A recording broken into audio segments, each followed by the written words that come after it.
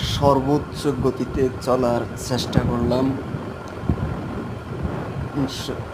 আলহামদুলিল্লাহ সর্বোচ্চ গতি পর্যন্ত তুলতে পারছি।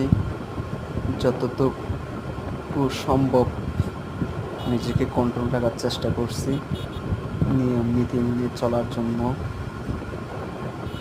তো কেমন হয়েছে রাইডিংটা সবাই একটু শেয়ার করবেন ভিডিওটা এবং কমেন্ট করে জানাবেন। ধন্যবাদ।